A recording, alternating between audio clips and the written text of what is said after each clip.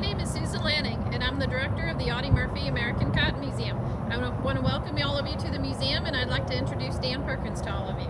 Hi, my name is Dan Perkins, and I'm a trial lawyer based here in Greenville, Texas. At Watkins Perkins Law Group, we help people with personal injury. We help people who need will, family law, or mediation. I have two great passions in life. One of those is helping people, and the other is Postcard. I'm here at the Audie Murphy Cotton Museum, and I'd like to show you a little bit of my collection. You want to come inside? This is the first case of 3 cases of my Greenville postcard collection. I have a lot more, but that's all we had time for today. So this case has wonderful old hotel shots, the Beckham Hotel, and some memorabilia from that. I love the old Greenville. These are really what are called chrome cards over here with the Holiday Inn and different motels from the 50s. Here we have the King Opera House. This is one of my favorites, really wonderful. We've got the old Greenville Courthouse before the current one. We have checks. We have a check from the Greenville National Exchange Bank with Monty Stratton's name on it. And Monty Stratton was a famous baseball player from Greenville. And then we have, I love these old streetcar postcards along with different train stations that we had in Greenville long ago.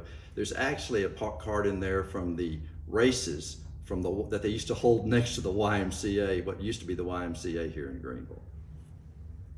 One of my favorite postcards in this case is this one. Now this is an old beat up card, but it's a card with Mr. Popper's warehouse here. And the significant thing about that is Mr. Popper was actually one of many Jewish merchants here in town. And that's kind of forgotten history. If you go out to Eastmount Cemetery, you'll see his tombstone there, along with a group of other tombstones that actually have Judaic writing on them. And it's just really fascinating to me.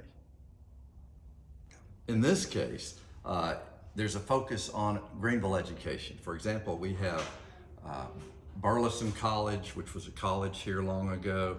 It was a junior college. Then we have Holiness University that was associated with the Nazarenes, and some from Wesley College here. All those colleges are now gone.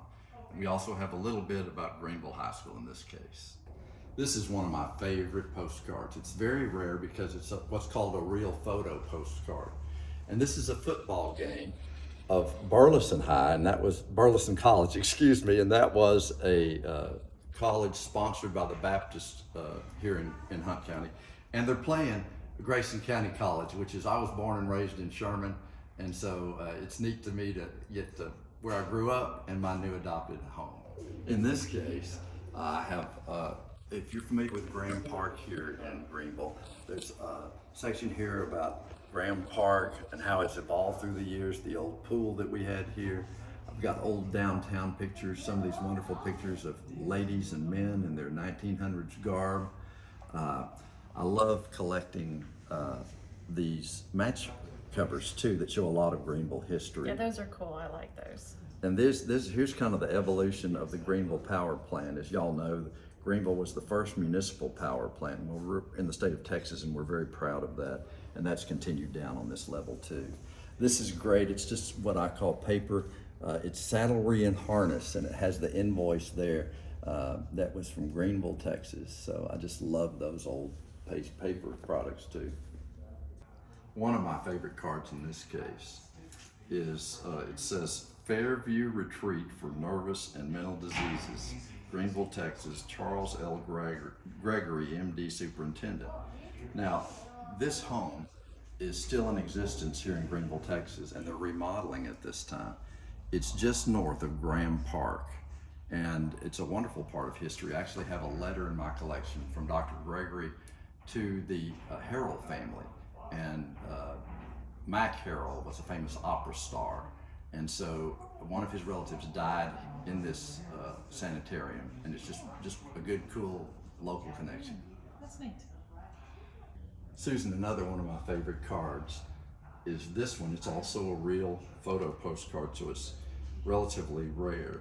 And I love the gentlemen sitting on their horses here.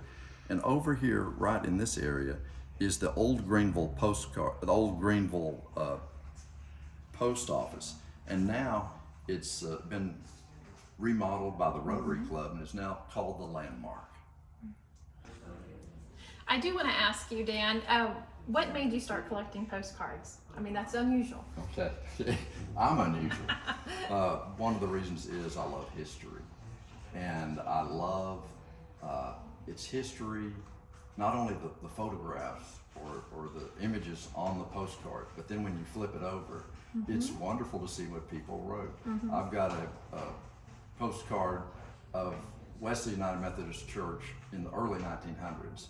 And it's a cool image on the front, but the really special part is on the back where it says it's Thanksgiving and we're going to go out and kill the turkey. Oh. And they literally mean we're going to go outside and kill a turkey. Yeah, cool. That's fascinating.